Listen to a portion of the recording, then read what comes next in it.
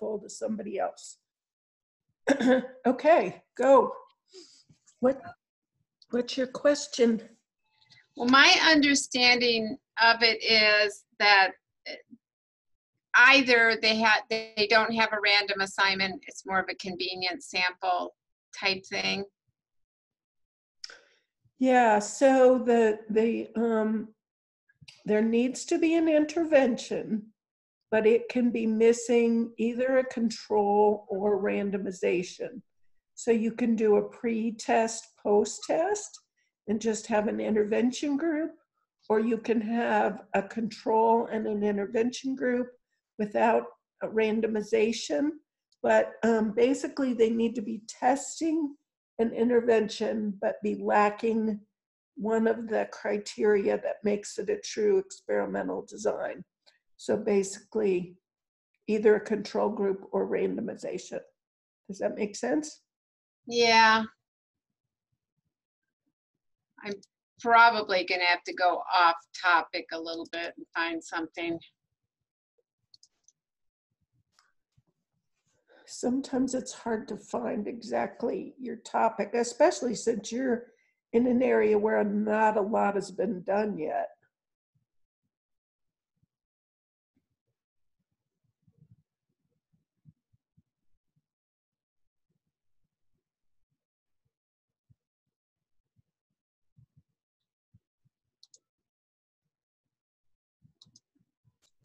We'll give it about 1 more minute and then we can go through the criteria if you want, or open it up for whatever questions you have, or both.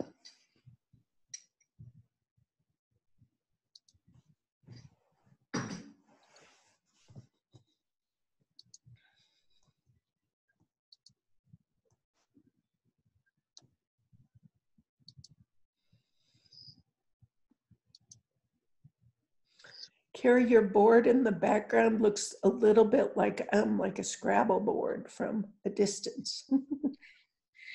I'm at work, we call it our daily management system. So we come in the room every morning for 15 minutes and stand up and go through what is getting in the way of your work today. And how? Well, I don't know, you guys probably didn't hear, but our hospital here had a cyber attack and has been locked out on ransomware. Oh no. And that has been quite an interesting, theoretically, you should be able to come up within 24 to 48 hours, and they're still working on that. But FBI, Homeland Security, everybody's in town dealing with it. Wow. You know, that happened to Regis University here in Denver at the beginning of the semester, and I think it took them a couple months to get it all straightened out, according to one of the faculty I've talked to recently. Yeah, it's not easy. Yep, that's what he said. Oh yeah, a friend of mine was going to Regis, and he said that he's getting emails for classes he's not in. Mm-hmm. Grades are all messed up. You know, I can't even imagine. Yep. Trying to figure that out. Yep, me either. All right, well, I have 501, so let's go ahead and go through the rubric for what, and it's going to look familiar to you because many of these criteria are the same as they were for the experimental critique. And that first one, looking at the evaluation of the logical consistency, you guys can do that at the end if it makes more sense to you, but it's basically critiquing the overall, how did this study kind of all hang together? So did they tie the theoretical framework to their review of the literature and their purpose? Did it help guide the research questions and the measures and how they define things? And then did the analysis and the interpretation of findings make sense in light of the theoretical framework? So if that one's okay, if you want to comment at the end, but don't forget to comment on that. And then the next one is specifically, did they or didn't they have a theoretical framework? Now, if they didn't have a theoretical framework, you're going to comment on that for that first one as well. So you can still say that the review of literature led to, it was logical how they came up with a question based on the review of the literature, and their purpose made sense based on what previous work had been done. And then their operational definitions came from the review of literature and their question. All of that, even if they don't have a theoretical framework, you can speak to the logical consistency of the rest of it. So, so make sure that you do address whatever the logical consistency of whatever parts they have. And then the theoretical framework, if there isn't one, you just have to say there isn't one. And somebody, I can't remember who now, somebody did a very good job in their critique with coming up with what the possible theory. Was that you, Alicia? Yeah. Yeah. So certainly you don't have to do that, but that made it really clear to me that you understood what they were doing and you understood where they could have had a theory that really would have fit. So that was nicely done. And then critique the review of the literature, and people are doing pretty well with that. Did they synthesize what's been done? Did they capture everything? Somebody's pointed out some missing literature that would have strengthened their review. Those are the kinds of things that you're going to say there. And then also in that section, you can speak to, this has only been done in white males, which is a lot of the research frequently has been done in white males. So does it really apply to the rest of the population? And we don't really know until we test it in other populations. So that's another thing that you could critique the literature. And then did they speak to whether or not you think the research question is clear and fits with where the state of the science is and fits with what they said their purpose was? And then critique their sample.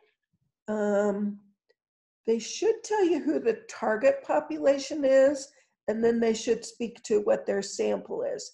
And sometimes with these quasi-experimental studies, the sample is a convenient sample, and they're not doing randomization. So you can say that because sometimes that's what's feasible. That's what people can afford to do. That's what people have access to.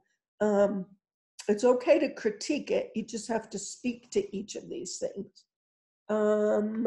They need to specify inclusion and exclusion criteria.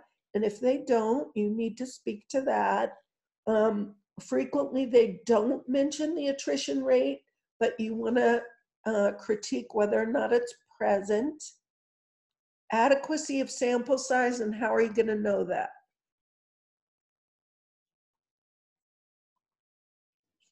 Well, they should have evaluated a power analysis.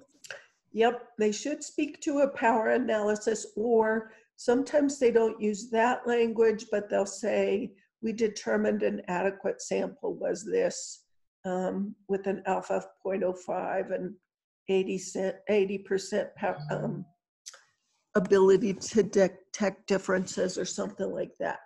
So go ahead. Is that a typical 80% is the power?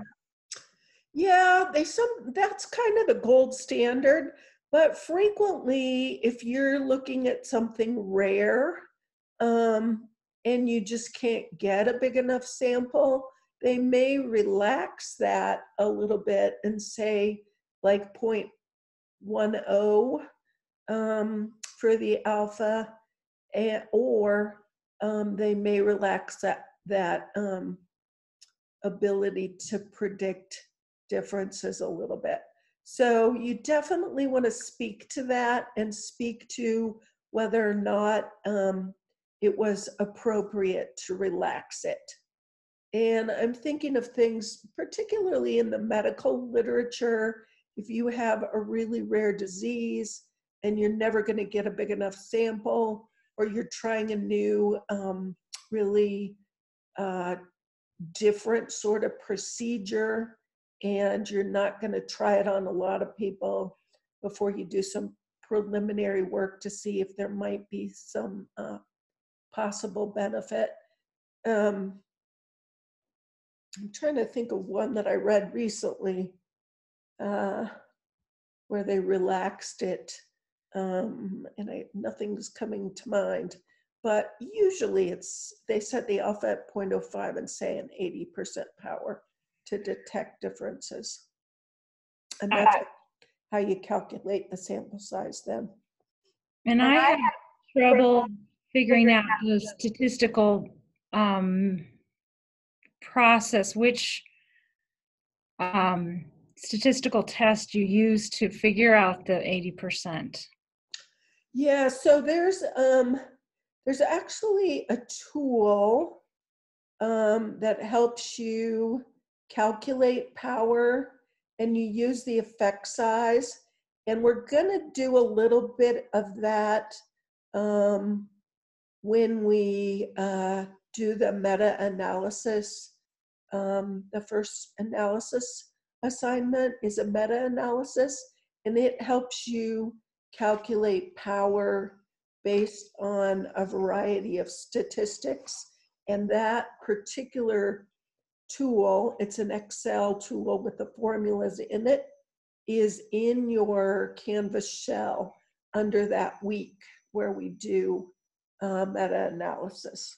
Okay. But you can do it basically if they give you the findings and the parameters. So if you know the sample size and the effect size, you can calculate the power. If you have the power and the sample size, you can calculate the effect size. They kind of, the formulas are interchangeable, and they're all in that Excel spreadsheet. Okay. Kind of play with. Because they were kind of giving a range, and I was like, I don't know how they got to that. Yeah. Yeah. Okay. Yeah. But all you need to do for this particular assignment is critique whether or not it's there. And I suppose if they totally did it wrong, you'd want to speak to that as well. But Okay. If they've given you a range, they're probably just playing it safe.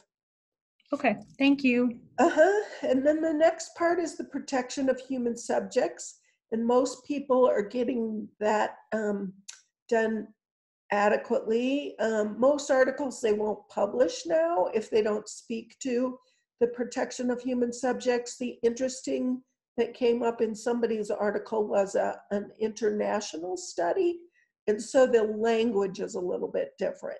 But they said it was reviewed, and they said they had consents. And so just look for that other language if they don't actually say IRB or protection of human subjects. And then you're going to assess the procedures. And in that section, you're really going to do the same as you did for the experimental, talking about how they operationalize the measures that they chose, and were they consistent with how they defined the variables, and then how strong were those measures, and did it all make sense again with their theory, and then what were the reliability and validity of those measures. The analysis section, it should be really clear what they set the alpha at before they started doing analysis? And then, as always, are the statistics congruent with the type of research question and the level of the data? So if I have nominal data where I just have categories and I'm looking for differences between groups, what analytic plan would you expect?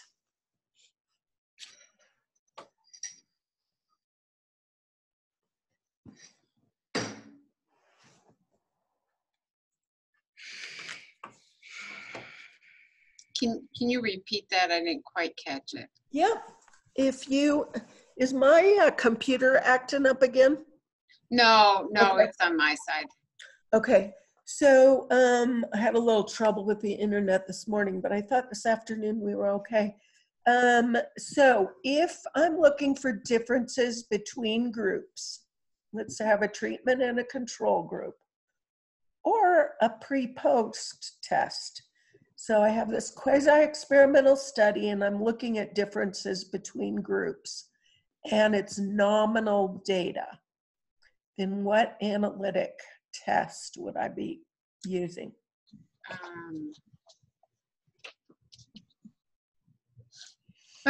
Two groups. Say it again, Carrie. You say Chi-squared. Yeah.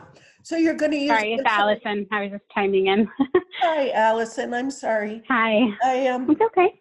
It usually puts a little green square around whoever's talking, and so I usually can guess, but I was wrong. No worries. I'm driving home, so I'm not on the video. Be careful. Oh, I am. I'm on hands-free. Okay, but absolutely, so yeah, chi-squared. Absolutely correct. So you're going to use non-parametric if it's categorical. So that's something like chi-square. So you just want to think about, did they speak to that? And I'm stunned sometimes to look at what gets published, and some of this stuff is kind of mixed up. So it should be parametric if it's a continuous variable. If it's nominal, male, female, or whatever, they shouldn't be using parametric. They should be using non-parametric, like the chi-square. And then the results, you're gonna critique for, how did they talk about how they analyzed the instruments and any summary scores, but also sub-scores, if there's like subscales within the instrument. And they should speak to whether or not they met the assumptions of the statistical procedures that they're using. So I think I used this example in the past where we were going to use ANOVA to look at differences between groups, pre-test, post-test, and then treatment and control. But what we found is that at baseline, the groups were too different. So then we had to change our plan and we did logistic regression instead. So they need to speak to whether or not their assumptions for their statistical procedures were met. And then they should talk about the significance and what their alpha was, and then relate it all back to the theory and the original research question. And somebody else critiqued an article that they had a really hard time figuring out how the analysis of the data even fit back to the research question. So they kind of went off on some tangent that made you sort of think that they were on a fishing expedition because they couldn't really find anything with the original question. So that's kind of a problem. And then your interpretation should be critiqued for how well the discussion relates to the theoretical framework and how they compare to previous literature. They should talk about strengths and weaknesses, and also there may be some discussion that something was clinically significant, even if it wasn't statistically significant. And again, that might go back to something that you think may still have promise, but this is a small sample size, or something like that, that you don't want to totally discount it, even though it's not statistically significant. And maybe the recommendation is to repeat with a larger sample or something like that.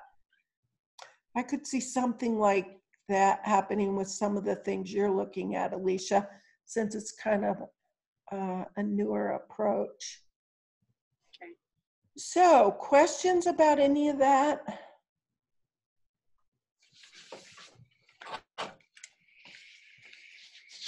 All right, what other questions do you have? So the next thing coming up assignment-wise is the midterm. And a couple people have asked a couple questions about that.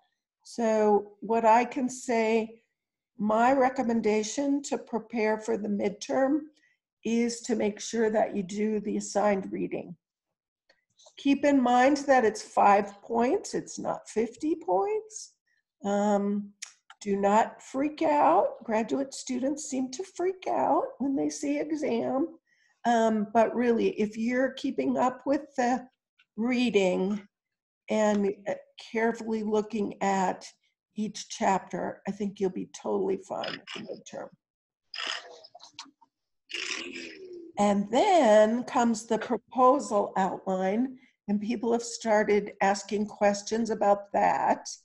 And you can use sort of the same, so the outline is just going to be your broad categories. It's going to be an outline of what you're going to do for your proposal in very broad categories. So what's my intro? Your outline might be introduction, background, purpose, research question, then methods. You might have several categories under that. Sample, measures, analysis, and then you'll have obviously you're not going to be able to do results or discussion until after you do the project or the dissertation, but it's basically those broad categories of what are going to go into your paper, which are the proposal. And any method is okay. You don't have to do an experimental design or a quasi-experimental design. But the major headings should be kind of spelled out in the outline.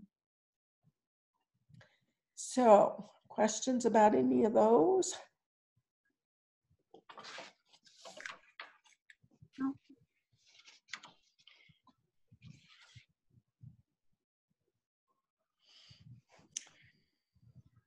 Is there something on the 28th about a group analysis? Yeah, that's that meta-analysis assignment that we were just talking about. Okay. And that one is, we can take a look at that if you want to. That was that meta-analysis. And then in the course shell, so the assignment is here and exactly everybody's role. You know what your groups are. PhD students are going to calculate the effect size using the meta-analytic calculator Excel sheet, and it's in your Canvas shell. You guys are going to work together to answer the question, is there significant heterogeneity among those 3 effect sizes? And then you're going to work together to answer the question, what is the overall significance? Then the PhD students are going to conduct a file drawer test, and the DMP students are going to speak to the clinical significance. So there's going to be 1 paper submitted from the group, and the roles of each group member are outlined there. And then if you go to, let's see if we can find the module.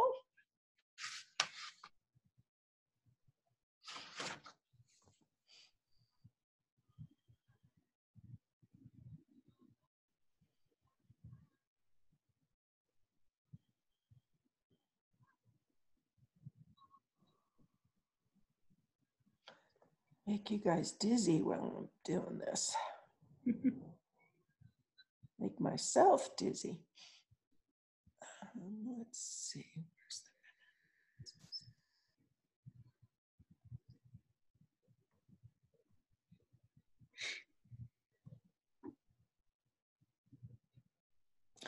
There it is. So here's the how-to guide.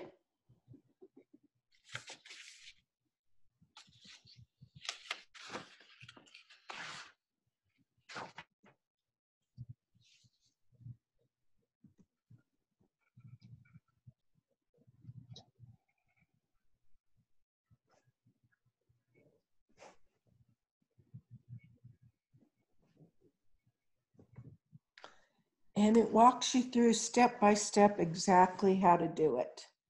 And then this calculator is in there as well. And then there's some assigned readings in there.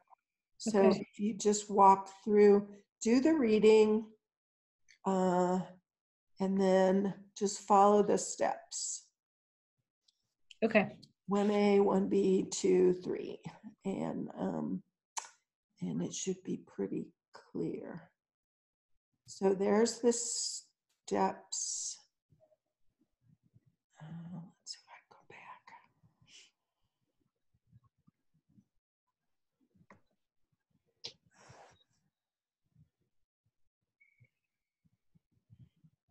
back. Calculator's right under it. And then the reading just kind of helps you with how to interpret.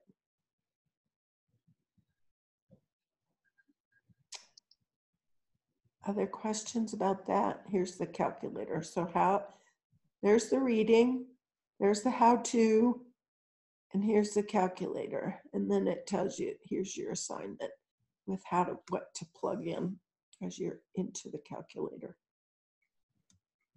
Okay. Thanks. Uh-huh.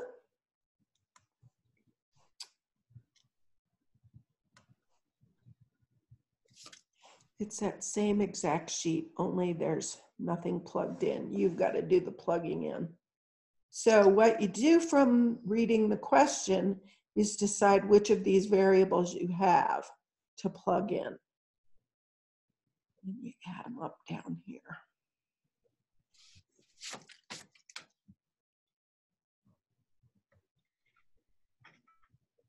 So other questions about that? Or anything else? I think my question, oh, sorry. Go Go ahead. ahead.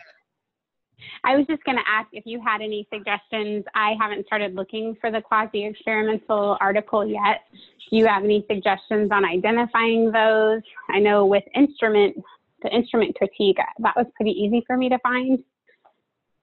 Yeah. So yes, so you have to have an intervention. So they have to be testing some intervention. And then it has to be missing something that would make it a true experimental design. So it could be a pre-test, post-test, and it's missing a control, or it could be that there's a treatment and control, but they didn't do randomization of who was in the intervention group and who wasn't.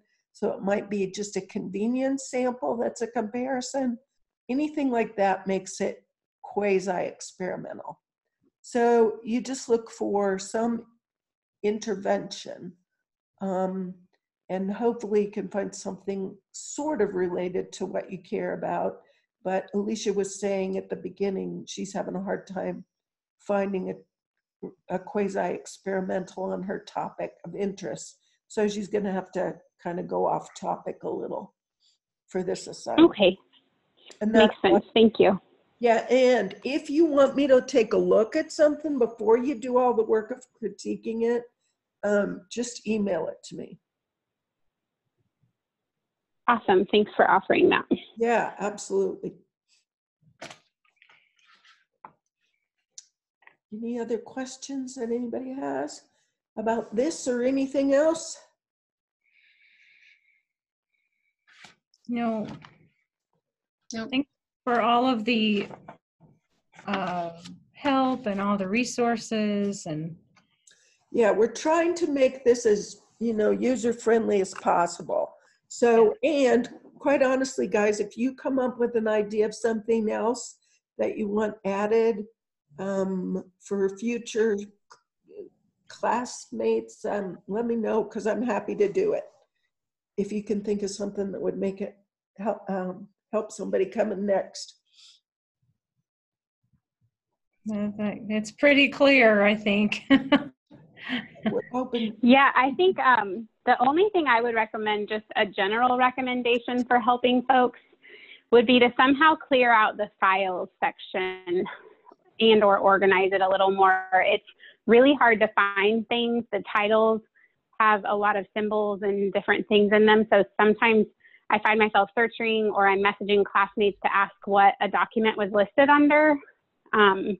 And there's some things that date back to 2015, and older, which I'm sure we're still utilizing some of that, but I don't know if anybody else has found that a struggle, but I know Rachel and I were talking about that the other day, that the files section has a lot of really helpful, useful information in it, but it can be hard to navigate with so much stuff in there.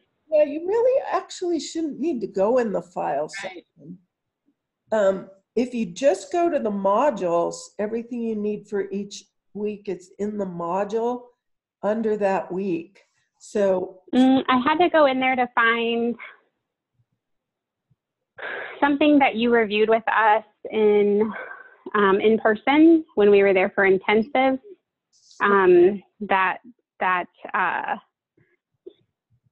Critique outline or something that wasn't in the module. I've gone there a couple times for things that were really useful and that I could not find in the specific module.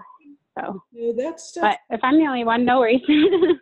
yeah, this stuff is in this section. Yeah, I don't think there's Okay. any reason that you should have to go to the files. And actually, if that's making it confusing. It's not confusing about this assignment. I think just when I've been looking for something in particular, it's just very saturated. That's all. Yeah, it absolutely is. And there's things in there that we're not even using in the course. So, yeah. Yeah. I think it's better to stick with the modules and avoid the files. But that's just my thought. Okay, I will try that. Thank you. Anything else? No. Thank you so much. Yep. Yes, thank you for your time. Yep. Thanks. Thank you guys for lining in, and I will create the video and post it for those who didn't make it. Okay. All right. See Have a you. great night. Right. Okay. Bye. Bye.